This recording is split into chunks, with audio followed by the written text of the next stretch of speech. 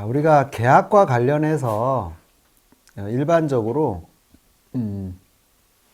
조금 오해하고 있는 부분들 몇 가지를 제가 뽑아봤습니다. 그래서 퀴즈 형태로 내봤는데 우선 뭐 방송을 통해서 일단 한번 맞춰보세요. 자, 네 가지입니다. 자, 이게 OX입니다. 이제 맞나 틀리나 그 머릿속으로 한번 여러분들도 생각을 해보세요. 자, 부동산 계약은 계약서를 작성하지 않으면 법률적인 효력이 없다. 이 문장이 맞았나요? 틀렸나요?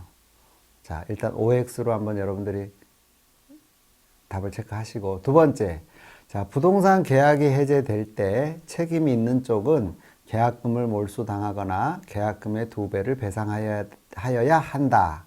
이 문장이 맞았나요? 틀렸나요? 답을 정해 보시고요. 자, 부동산 계약 중 가계약은 정식 계약이 아니므로 언제든 해제가 가능하다. 언제든 해제가 가능하다. 맞나요? 틀리나요? 보시고요. 자, 부동산 계약은 계약금을 지급하지 않으면 유효하게 성립하지 않는다. 네. 자, 이 문장이 네 가지 문장이 맞았는지 틀렸는지 여러분들이 OX로 한번 쭉 머릿속으로 뭐 찍던지 어쩌든지 한번 해보시고요. 자, 그러면 이제 여러분들이 생각한 답과 실제 답을 비교를 한번 해보시기 바랍니다. 자, 요 문제의 답은 전부 X입니다. 전부 X인데 혹시 이 문장은 맞는 거 아닌가? 이거 왜 틀렸다 그러지? 이제 그런 문장이 분명히 있을 거예요. 예. 그래서 오늘 한 개라도 그런 부분이 있다면 여러분들이 이제 수업을 관심 있게 잘 들으셔야 되겠죠. 그리고 또 맞았어도 정확하게 알고 맞힌 게 아닌 것 같으신 분들 또 유심히 잘 들어보시기 바랍니다. 정답은 뭐 이렇게 제가 단어로 딱 표시를 했는데 이 내용은 지금 뭐 이 내용만 봐가지고 여러분들이 이해를 안 가니까 뒤에 사례를 가지고 설명을 해드리고 다시 돌아와서 정답을 우리가 확인하도록 하겠습니다. 먼저는 계약금의 불요물성이라는 주제를 가지고 판례 사례를 가지고 정리를 한번 해보겠습니다.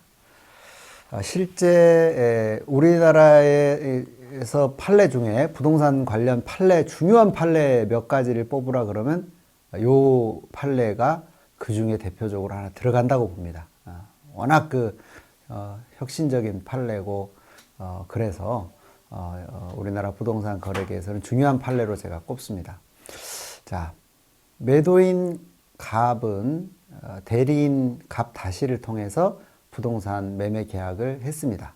매수인 을과 매매 대금은 5억 원으로 하고 계약금은 5천만 원. 그래서 1월 계약을 하고 계약 당일날 300만 원만 지급을 하고 나머지 4,700만 원은 다음날 송금하기로 이렇게 계약을 한 케이스입니다. 자, 계약을 했는데 매도인 대리인이 매도인이 해외에 나가 있었어요. 미국에 나가 있는 사위였었고 대리인은 장모인데 전화를 했겠죠. 이제 계약 매매했네 이렇게 생각했더니 원래는 팔지 말라고 전화했었어야 되는데 전화를 하지 못한 사이에 장모님이 매각을 한 케이스예요. 그렇게 해서 지금 팔면 안 됩니다. 다시 들어가게 돼서 지금 팔면 안 됩니다 하고 빨리 계약을 해제를 하시라고 이제 소유자 즉 사위한테 연락이 왔어요. 그러면서 300만 원을 받았으니까 300만 원 받은 거에다가 300만 원 플러스해서 600만 원을 보내고 계약을 해제하면 됩니다. 이렇게 해서 진행을 하라고 해서 다음날 대리인 갑 다시는 중개사한테 연락을 했고 그 중개사는 매수인한테 연락을 하라 그래서 연락했더니 매수인은 나는 계약을 해지할 수 없다 그러면서 바로 4,700만 원을 송금을 해버린 케이스예요. 자, 그렇게 해서 이제 매수인은 대금을 치르겠다라는 입장이고 매도인은 받은 금액의 딱 2배 300만 원, 600만 원을 보냄으로써 계약은 해제됐다. 이렇게 이제 주장을 합니다. 그리고 4,700만 원 보내온 것마저도 공탁을 했어요. 계약을 해제하겠다. 계약했다고 해서. 그렇지만 매수인들은 계약의 유효성을 주장하면서 잔금을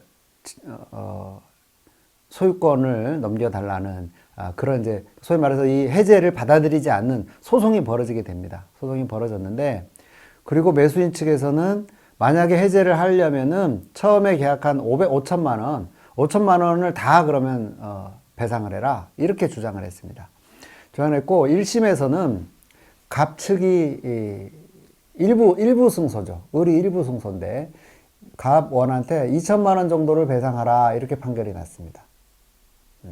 그런데 다시 또 이제 항소 2심에 가서는 을이 패소를 했어요. 야, 그냥 600만 원만 받고 계약은 끝내라. 이 부분이 600만 원만 받고 계약을 해제하는 게 우리도 관례적으로도 이렇게들 하고 있었어요. 우리 관례가. 그리고 판결문은 좀 왔다 갔다 했어요. 예. 그리고 일본 대법원 판례가 일관된 입장이 600만 원 받은 금액의 2배를 물어주고 계약을 해제하는 것이 일본 대법원 판례의 입장입니다.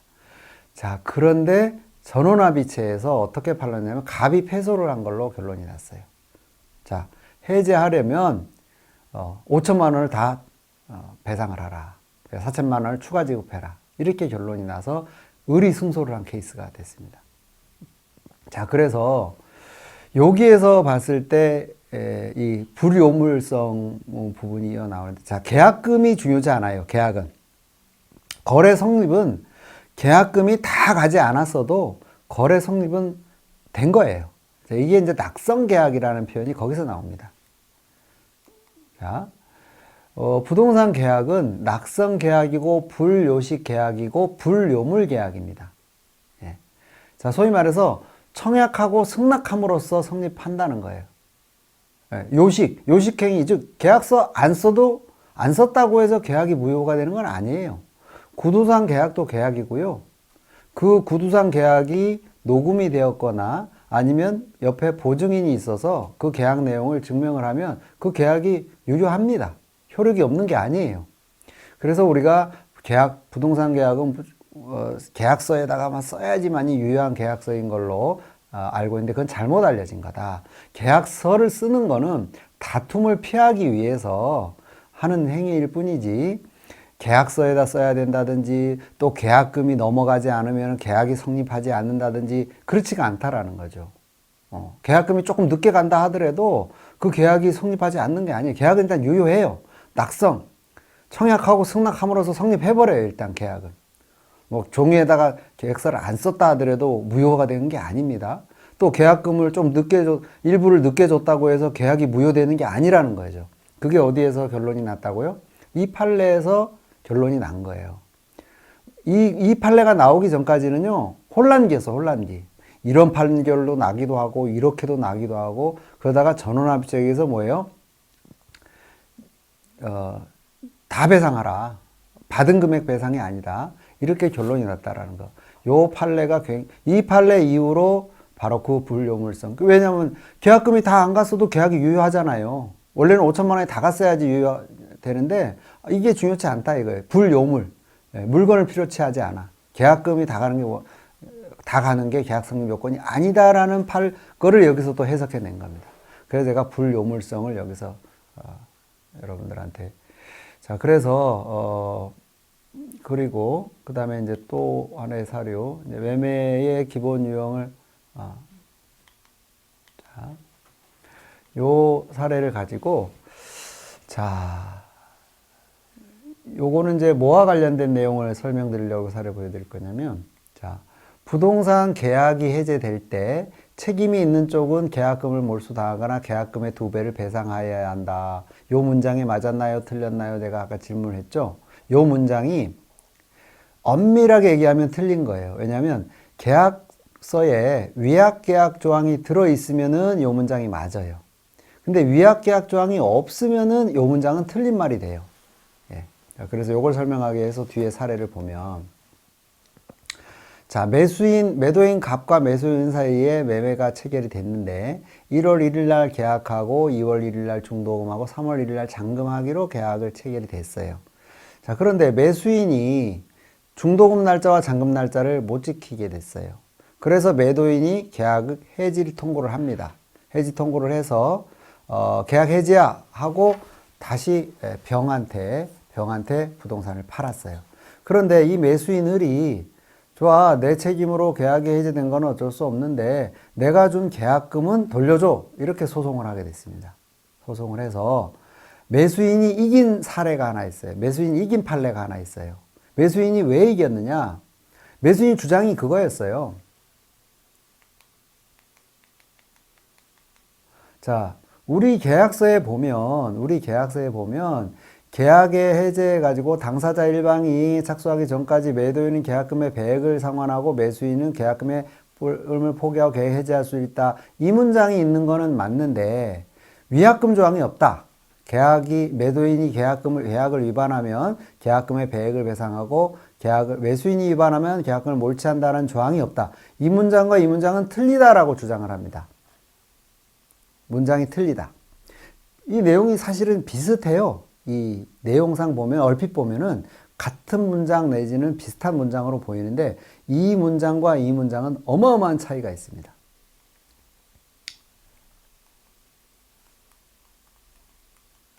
자, 매수인 을이 계약서를 유심히 굉장히 똑똑한 사람이었어요. 계약서를 봤더니 해약금 조항만 있지 위약금 조항이 없었어요. 예. 그래서 자, 이 위약금, 내가 위약을 한 거는 맞아. 근데 내가 위약금 조항이 있었으면은 내 책임으로 계약이 깨졌기 때문에 계약금을 몰수해도 되는데 위약금 조항이 없잖아. 근데 왜 계약금을 몰수해? 돌려줘. 그래서 판사님이 봤을 때 계약서를 유심히 봤더니 정말 그러네. 을의 말이 맞네. 그러면서 최초로 계약서에 위약금 조항이 없다라는 것이 문제가 된 판례가 나왔습니다. 자, 그 이후로 공인중개사 협회에서 인쇄된 그 종이에는 해약금 조항과 위약금 조항이 둘 다 있어요. 그 다음에 문방구에서 파는 계약서에도 둘 다 있습니다. 보통 3조에 계약에 해제해가지고 있고 한 5조나 6조 정도의 채무불이행과 손해배상 해가지고 위약금 조항이 있습니다. 자, 지금 한 90% 이상이 해약금 조항과 위약금 조항이 다 있기 때문에 매수인이 계약을 위반하면 몰수되는 것은 몰수가 돼요. 그런데 우리 계약서라는 게 꼭 공인중개사에서 나온 계약서만 써야 되느냐? 그것도 아니에요. 뭐 국가에서 그러면 만들어낸 계약서가 있느냐? 그것도 아니고 인터넷상에서 계약서 양식을 가지고 기본 양식을 가지고 당사자가 서로 협의해서 계약 내용을 얼마든지 넣었다 뺐다 할 수 있기 때문에 계약서는 당사자 간의 합의에 의해서 이 위약금 조항을 빼고 할 수도 있는 거예요. 빼고 할 수도 있는 거예요. 자, 그러면 빼고 하는 거는 어떤 효과가 발생을 하느냐? 위약금 조항을 빼면은 예를 들어서 이런 상황을 가정해 볼게요. 매수인 을이 부동산을 사고는 싶은데 이 중도금 날짜와 잔금 날짜를 어길 확률이 높아. 왜? 자기가 봤을 때 자금 흐름이 이 날짜를 어기게 될 가능성이 높아. 그러면은 뭐라고 조건을 걸 수 있냐면 나 이거 계약을 하고는 싶은데 위약금 조항을 빼면 내가 계약을 하지. 위약금 조항이 들어가면 난 안 하고 싶어. 그럼 매수인 우위 시장일 때는요. 매도인은 그럼 그렇게 하자라고도 하는 거예요. 자, 이걸 빼고 그럼 무슨 뜻이 되느냐? 만약에 매수인 을이 약속을 못 지켜서 계약이 해제될 경우에는 계약금을 되찾아가고 싶다라는 뜻이 되는 거예요. 그거를 매도인이 용인하겠느냐가 되는 거예요. 그럼 서로 간에 오케이, 나는 지금 너를 놓치고 싶지 않아.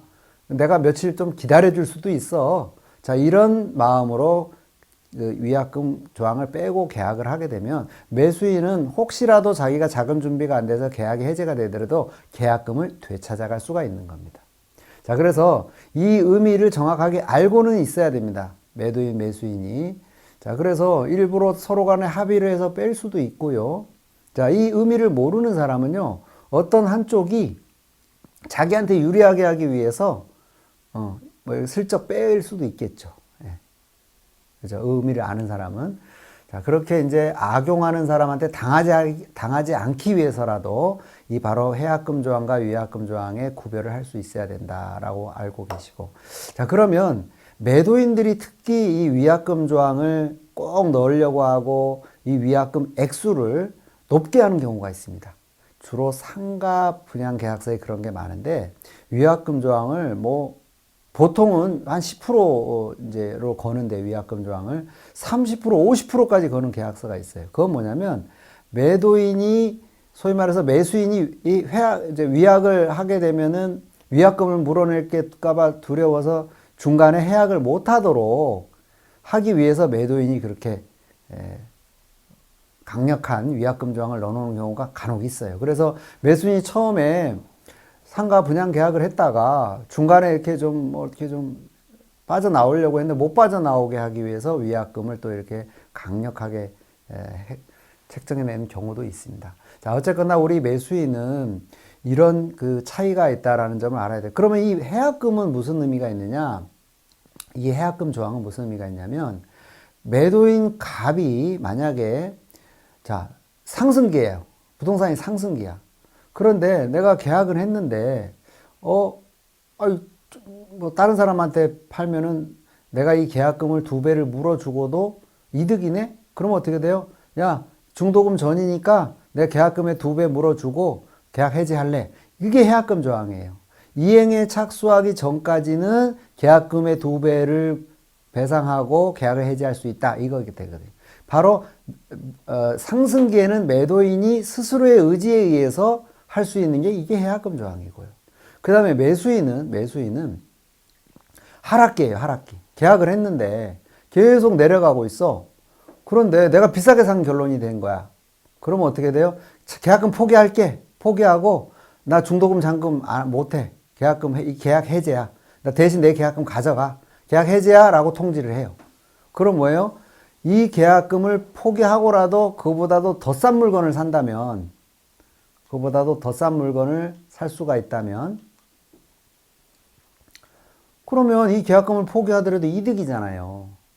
자, 하락기에는 매수인의 의지에 의해서 바로 이 해약금 조항에 의해서 계약으로부터 빠져나오는 조항이 바로 해약금 조항이다.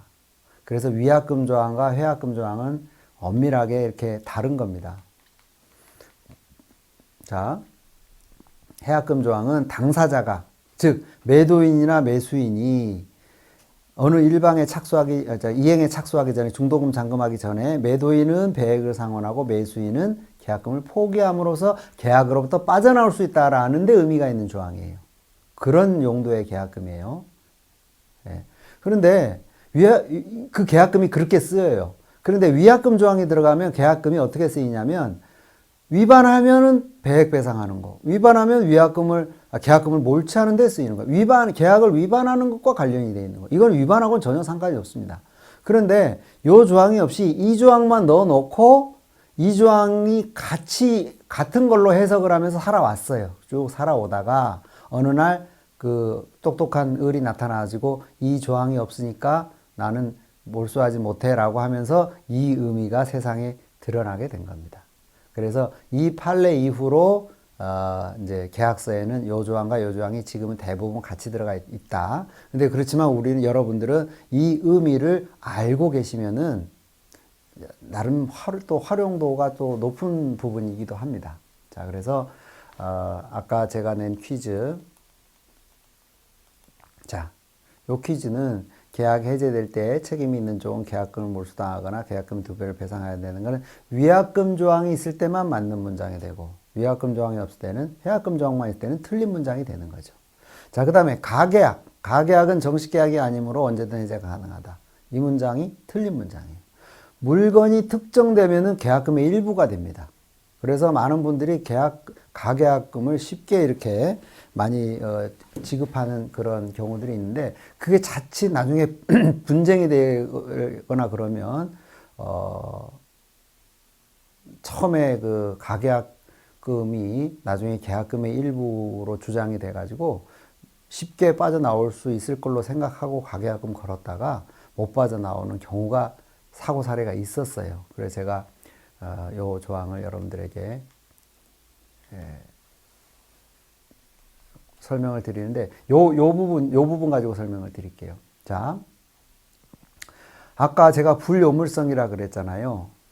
이 계약금에 지금 일부가 들어간 거 아닙니까? 이것도 그죠? 5천만 원 중에 300만 원 들어갔잖아요.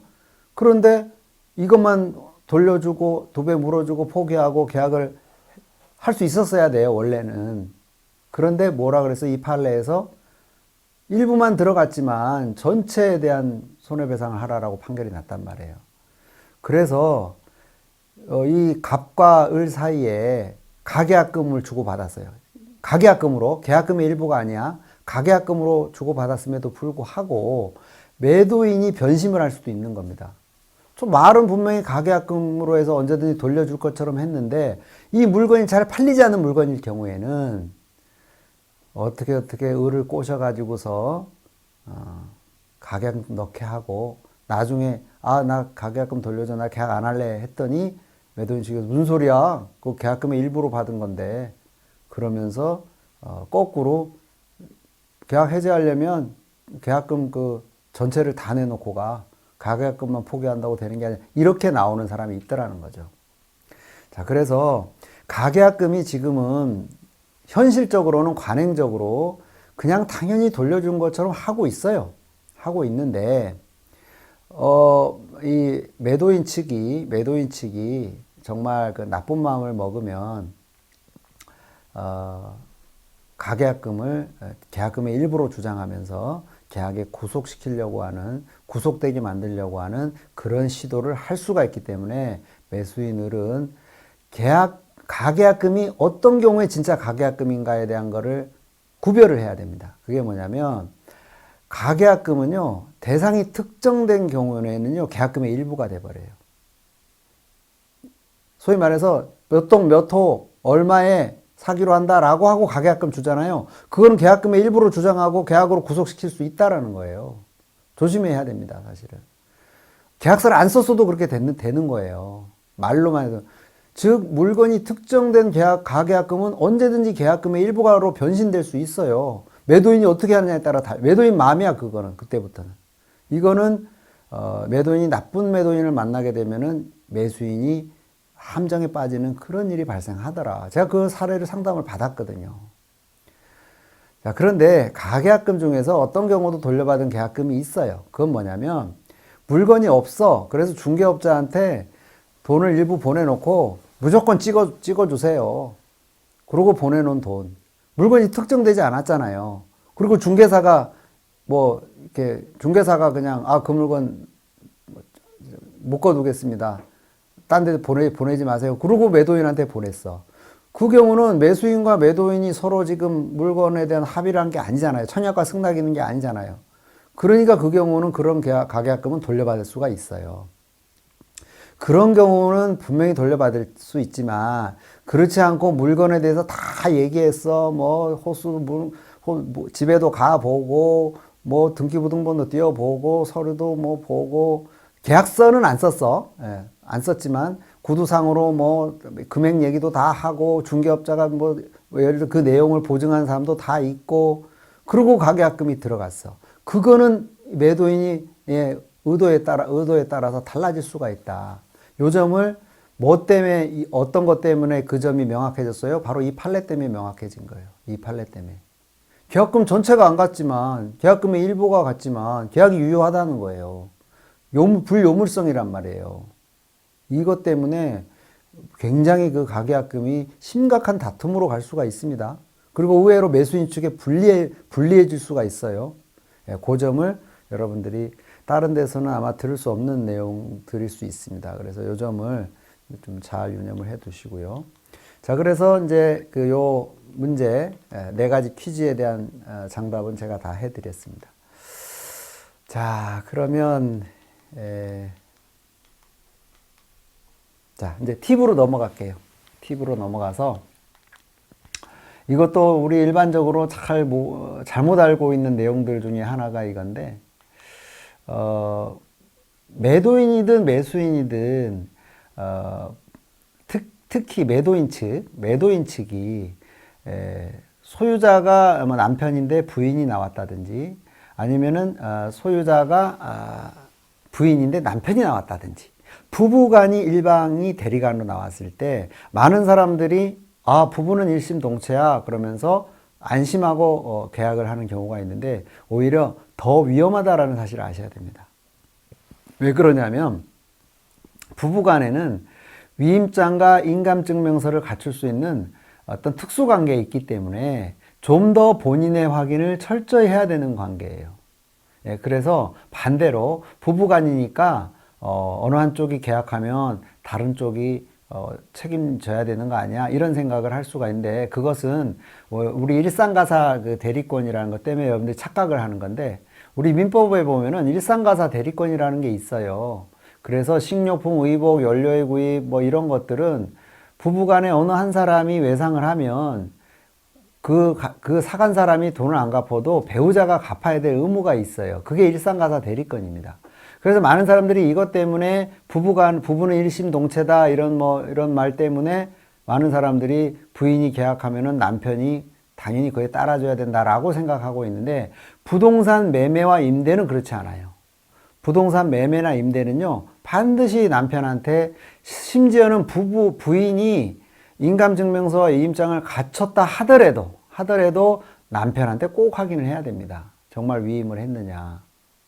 그렇지 않고, 왜 부인이 인감증명서와 위임, 인감도장도 갖고 있지, 뭐, 중요 서류를 갖고 있단 말이에요. 인감증명서를 띌 수 있는 그런 어떤 서류들을 갖고 있단 말이에요. 그러다 보면 배우자 몰래, 배우자 의사와 상관없이 서류를 갖출 수 있단 말입니다. 그래서 부부간에는 인감증명서나 위임장을 갖췄다고 하더라도 나중에 본인이 소유자가 그 내용을 수긍하지 않으면 매수인이 피해를 보게 되는 겁니다. 매수인이. 그래서 그 점은 부부간에 대리권자가 나왔을 때에는 매수자가 특별히 조심해야 되고 본인의 의사 확인하는데 만전을 기해야 됩니다. 그런 점을 유념하시고 그래서 방법은 이렇게 계약금을 중개인한테 보관시킨 후에 본인이 나중에 퇴근길에 뭐 도장 찍거나 아니면 뭐 하루 이틀 후에 들어올 수 있다 그러면 본인이 추인할 수 있는 쪽으로 가는 게 좋고 근데 너무 원거리에 있어서 당장 뭐 와서 추인할 수 있는 거리가 아닐 경우에는 전화 통화라든지 이런 통화들을 하면서 그 본인의 의사를 확인해야 되는데 심지어는 그런 사례가 있었어요. 남편도 그러니까 부인이 남편인 것처럼 행세하는 내연남과 짜고 남편 행세를 하면서 전화 통화를 한 사례가 있었습니다. 그래서 전화 통화도 불완전한 거야 이게. 왜 그러냐면 회사로 분명히 전화를 했거든요. 지방에 있는 회사로 전화를 해서 뭐 했더니 여직원이 받았고 여직원이 받아서 좀 이따가 전화 메모 전달해 드리겠습니다 하고 회사로 통화를 했어 분명히. 그래서 의심을 안 했어요. 그런데 어느 정도였냐면 그 회사 전화번호마저도 전화 하나 개통하는 게 뭐 어렵습니까? 전화를 개통을 해서 여직원 하나면 채용을 했어요. 한 달 동안 아무것도 하지 말고 전화만 잘 받아라. 이런 사례가 있었습니다. 그렇게 해서 전화로만으로는 완전한 확인이 어려운 그런 측면이 바로 대리 계약에서 특히 부부간 대리권 계약이 그런 게 있습니다. 그래서 방법은 유도성 질문하는 방법이 있어요. 유도성 질문하는 방법이 있는데 그 물건을 가지고 물건에 대한 대화를 하면서 물건을 정확하게 알고 있나 모르고 있나 사기꾼이면 그 집에 대해서 모를 거 아니에요. 그런 거를 잘 착안해서 전화 통화를 통해서 진짜 소유자인지 아닌지를 접근해 들어가는 방법은 있습니다. 뭐 이런 내용들은 구체적인 여러 가지 방법들은 좀 오늘 설명하기는 다 어렵고 어쨌거나 본인 확인에 만전을 기하는 게 바로 부부간 대리권이다. 일반 대리보다 더 위험하다. 이 점들을 여러분이 알아두시면 좋을 것 같고요. 그 다음에 전세권과 임차권 중 어느 게 더 유리할까? 자, 예를 들어서 보겠습니다.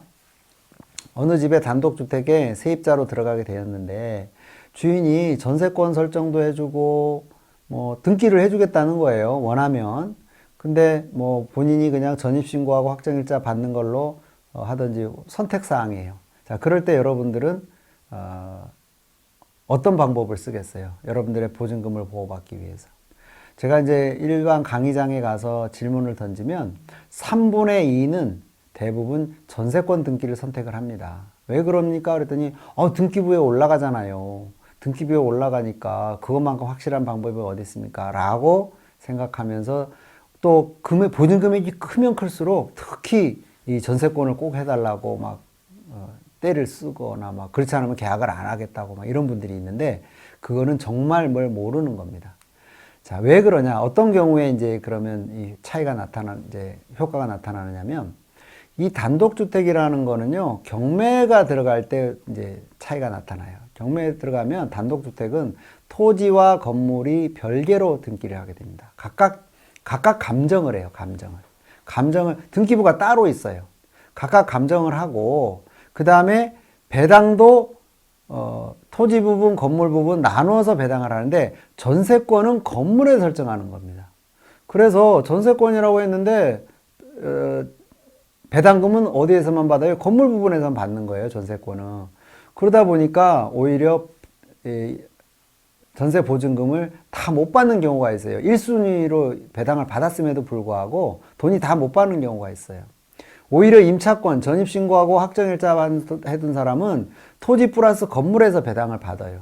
그래서 더 넉넉한 금액에서 배당을 받기 때문에 못 받을 확률이 낮아지죠.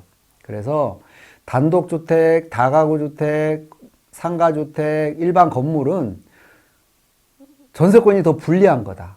이 점을 알아두시고. 그러니까 굳이 구분할 필요 없이 세입자는요, 무조건 그냥 전입신고하고 확정일자 하는 게 가장 안전한 거예요. 고민할 필요가 없어요. 전세권 등기하려면 돈 들어가요. 등기 비용. 실익이 없는 거야. 근데 딱 한 가지의 경우에 실익이 있습니다. 그게 언제냐? 내가 계약을 했는데 내가 들어가 살질 않고 가족이 들어가거나 살 때. 그때는 대항력이 안 생기기 때문에 왜? 전입을 하고 입주를 해야 생기는데 아무리 계약자라도 자기가 들어가고 살지 않으면 대항력이 안 생겨요. 그럼 보증금 한 푼도 못 받아요. 그런 경우에는 전세권이라도 해둬야 됩니다. 그거 외에는 전세권 할 일이 없어요. 그 다음에 법인이 직원들 숙소를 얻어줄 때 법인은요, 대항력이 없어요. 안 주어져요. 그럴 경우에는 법인은 전세권 등기라도 해둬야 돼요. 그거밖에 보호받을 방법이 없어요. 그 외에는 전세권 할 일이 없습니다, 사실은. 일반인들은 무조건 임차권만 하면 돼요. 그런데 상가의 경우에는 반반이에요. 반반이라고 보시면 돼요. 환산보증금이라고 해서 환산보증금이 이제 여러분들 이제 상가 건물 임대차 보호법 보호 범위를 정해놓은 표가 있어요. 그 표에서 일정 금액 이상인 경우에는 전세권 등기라도 해야 돼요. 그렇지 않으면 상가법의 보호를 못 받으니까. 그 경우는 전세권을 하고, 환산보증금이 일정 금액 이하인 상가법의 보호를 받는 물건들은요, 그냥 마찬가지로 주택처럼 전입 확정하는 것처럼 사업자 등록하고 확정일자 받으면 세무서에서, 그러면 역시 주택처럼 똑같이 토지와 건물에 합산된 금액에서 배당을 받습니다. 자, 그래서 상가의 경우에는 모든 임차인들이 이렇게 보호를 못 받다 보니까 이렇게 일정 금액 이상인 상가법의 보호를 범위를 벗어난 그러한 분들은 전세권 등기를 하는 것밖에 보호받을 길이 없어요. 건물 부분만이긴 하지만. 자, 요 점을 여러분들이 알아두시면 도움이 되실 것 같습니다. 자, 그래서 제가 앞에 설명한 거를 이렇게 정리를 좀 해놨는데요. 또 한 가지 팁으로 여러분들이 전세 그러잖아요. 우리 모든 임대차를 다 전세라 그래. 전세권 설정한 것도 전세, 다 전세래. 근데 조금 우리 용어가 좀 혼용해서 쓰고 있는데 조금 구분을 할게요. 물권적 전세, 전세권 등기한 거는 물권적 전세라고 하고요. 그렇지 않은 전세를 채권적 전세라고 합니다. 근데 이거를 우리가 통틀어서 전세 그러는데 여러분들이 또 좀 구분을 해서 알아두시는 것도 좋을 것 같습니다. 그래서 물권적 전세, 채권적 전세. 자, 요 내용은 앞부분에 설명했으니까 넘어가겠습니다. 예, 시간이 좀 다 돼가서 빠른 속도로 진행을 하겠습니다. 그래서 요거까지 하면 다 끝나네요. 자, 그 다음에 우리가 계약 갱시 청구권을 행사하는 게 임차인한테 반드시 유리한가, 요 점을 설명을 드릴게요. 많은 분들이 무조건 행사하는 게 유리하다고 알고 있어요. 근데 그렇지가 않은 게, 자, 요 시점이 계약 만료 시점이고, 자, 계약 갱신청구권 행사하려면 2달 전에 통지를 해야지만이 계약 청구권이 유효합니다. 그게 계약 갱신 청구권이에요. 자, 이게 계약 갱신 청구권인데, 계약 갱신 청구권을 행사하게 되면은 처음 2년 살았던 거에 한 번 더, 즉 4년을 이제 살게 되는 거죠. 그런데 임차인이 4년만 사는 게 아니라 자기가 6년, 8년, 10년 계속 살고 싶어요. 자, 그럴 경우에는요, 계약갱신 청구권을 행사하는 게 더 불리합니다.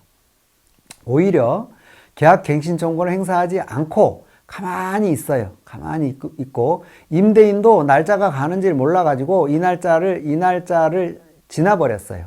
자, 그때의 갱신 상태를 뭐라 그러냐면 자동갱신, 법정갱신, 묵시의갱신 그래요. 그러면 전 임대차와 동일한 조건으로 재계약된 걸로 간주합니다. 그래서 2년, 처음 계약 2년, 그 다음 4년 살아요. 자, 그러면 4년 사는데도 서로 또 둘이 아무런 서로 간에 통지가 없었어. 그러면 또 자동갱신이 돼. 그래서 6년을 살았어. 6년을 살았는데 6년 살기 끝날 때쯤 돼서 임대인이 집에서 나가줘라고 요구하면 어떻게 되느냐. 그때 갱신 청구권을 행사하는 거예요. 그때. 마지막에 쓰는 칼이에요, 이거는. 자, 그래서, 그럼 어떻게 되냐. 6년 살았고 2년을 추가로 더 살 수 있어요. 그래서 토탈 8년을 살고 나올 수 있는데도 불구하고 임차인이 날짜가 다가온다고 막 조바심 나가지고서 2달 전에 통지를 했더니 임대인이, 날짜가 그렇게 됐나? 그렇지 않아도 얘기하려고 그랬는데 올려줘야 되겠어. 내지는 또 나가줘야 되겠어. 이 통지를 하게 되면 임차인은 한 번은 연장하지만 그 이상 못 살게 되는 거예요. 그래서 임차인 입장에서는 굳이 법정갱신, 묵시의갱신, 자동갱신으로 가는 게 제일 좋다. 그리고 이건 맨 마지막에 쓰는 카드다. 이렇게 정리를 하면 여러분들이 조금 일반적으로 잘 모를 수 있는 내용을 제가 이렇게 설명드리겠습니다. 그러면 이 갱신 상태가 되면 계약 갱신 청구권을 행사하든 법정 갱신 청구권을 행사하든 갱신 상태가 되면 어떠한 효과가 발생하느냐? 이 상태는 임차인 천국, 임대인 지옥이에요. 왜 그러냐면 임대인은 그 4년 동안, 2년 동안, 추가 2년 동안 내보낼 수가 없어요. 그런데 임차인은요, 통지만 하면 3개월 후에 나갈 수가 있어요. 묵시의 갱신도 그래요. 묵시의 갱신도 원하면, 근데 많은 사람들이 거꾸로 알고 있어. 갱신 됐으니까 나머지 2년 채워야 돼. 이렇게 알고 있는데, 임대인만 구속이 돼요, 거기에. 임차인은 구속되지 않습니다. 임차인은 나가겠다고 통지만 하면 돼요. 그러면 3개월 후에 해지 여력이 생기고 돈을 안 내주면 보증금 반환 청구 소송까지도 할 수 있어요. 갱신 청구권을 행사해도 그래요. 법정 갱신도 그렇고 똑같아요. 이 부분이. 국토부에서 그렇게 해석을 해주고 있습니다. 그래서 이 내용은, 그러니까 여러분들이 임차인이라 그러면 그냥 이 날짜가 지나가기만을, 조용히 지나가기만을 바라야죠. 임대인 입장에서는 뭐예요? 이 2달 전이 도래하는 이 시점이 중요한 게 아니에요. 임대인은 이 시점이 중요합니다. 2달 전. 2달 전에 통지를 해야지만이 자동갱신이 안 되는 거예요. 만약에 2달 전과 요 사이에 나가라고 통지하면 안 되냐? 그거 소용없어요. 이미 자동갱신이 돼버렸기 때문에 소용없습니다. 그래서 임대인은 이 2달 전 시점을 넘기지 않으려고 노력을 해야 되고, 임차인은 계약 만료 시점이 조용히 넘어가기를 기다려야 돼요. 가급적 부딪히지 않고, 서로 얼굴 부딪히면 생각나잖아요. 그래서 임차인일 때와 임대인일 때는 완전히 서로 다른 입장에 처해지기 때문에 요 점을 자기한테 유리한 쪽으로 잘 활용하시기 바랍니다. 자, 그래서 오늘 제가 강의 준비한 내용은 여러분들이 이제 부동산 사고를 당하지 않도록 거래 사고를 예방하는 그런 교육 내용을 준비를 했고요. 이렇게 구분을 해서 단계별로 이 체크를 하고 넘어가면 어떤 효과가 발생하냐면, 이게 그냥 섞여 있을 때는, 이게 막 뒤섞여 있으면은요, 내가 어디에서 뭘 체크를 해야 될지를 모르기 때문에 그냥 불안하기만 해요. 그런데 1단계에서는 이거 위주로 체크해. 2단계에서는 이것만 생각해. 그런 식으로 단계마다 딱딱딱 할 일을 하고 나면, 이게 이렇게 단계별로 정리를 해가지고 나가면 점점 리스크가 줄어들잖아요. 리스크 요인이. 그리고 생각할 것들이 적어지잖아요. 그렇기 때문에 더 심리적 안정감을 가지고 거래를 할 수가 있는 겁니다. 그런데 첫 번째 단계 소홀하면 두 번째 단계도 더 소홀해지고, 두 번째 단계까지 오면 세 번째 단계도 더 소홀해져요. 그래서 사고 위험이 점점 커지는 겁니다. 왜? 뭐 때문에? 간섭 효과 때문에. 첫 번째 단계를 소홀히 하면 이게 걱정이 돼서 여기서 이거에 집중 못하고, 이거 소홀히 하면 이게 걱정이 돼가지고 이 부분을 소홀히 하게 돼요. 그래서 점점 위험은 더 커지는 겁니다. 간섭 효과 때문에 그래요. 그래서 수납함 효과. 자, 이 수납함 딱 꺼내서 여기 확인하고, 이거 끝났으면 닫어. 그 다음에 이 수납함 딱 꺼내서 열어보고, 확인하고 또 닫고. 이렇게 수납함을 하나 열었다가 확인하고 닫고 열었다가 닫고 한 사이에 편안한 상태에서 깔끔하게 리스크들이 다 체크되는 겁니다. 이게 탐정기법의 거래 단계별 분석 방법입니다. 그래서 오늘은 이제 여러분들에게 이 의미 단계별로 분석하는 이것이 얼마나 효율적인가, 자, 그런 부분들을 제가 설명드렸고, 이 단계들 중에서 오늘 이제 빨간색으로 표시된 몇 가지만 제가 여러분들과 시간 관계상 많이는 못 해드리고, 대표적인 몇 가지만 오늘 설명해 드렸습니다. 하여튼, 앞으로의 시대는 워낙 그 사회가 이제 특화된 시대죠. 전문화된 시대로 가고 있습니다. 사회 모든 영역이 그래요. 그리고 새로운 게 막 생겨요. 뭐 메타버스도 생기고 NFT도 생기고 하듯이 부동산 파트에서도 부동산 탐정 파트라는 게 지금 성장을 하고 있습니다. 자, 그래서 여러분들께서 좀 더 남다른 사고 예방을 위한 중개사고 또 부동산 사고를 예방하기 위한 좀 더 깊이 있는 공부를, 이런 정보가 있으니까 또 이런 관점에서 할 수 있다는 걸 참고를 하셔서 여러분들께서 여러분들의 중개업을 조금 더 안전하게 영위하고 고객 재산을 안전하게 지킬 수 있도록 좀 관심을 가지고 새로운 각도에서 한번 살펴보시면 좋을 것 같습니다. 오늘 시간이 짧은 관계로 이렇게 나름 많은 내용을 준비를 했습니다만은 아마 빠른 속도로 진행이 되어서 처음 들으신 분들은 어렵게 느껴졌을 수도 있습니다. 이해하시고 기회가 되면 조금 더 상세하고 자세한 내용으로 여러분들을 만나 뵙게 됐기를 기대를 하겠습니다. 자, 이상 준비한 내용은 마쳤습니다. 열심히 들어주셔서 감사하고요. 이상 마치도록 하겠습니다. 감사합니다.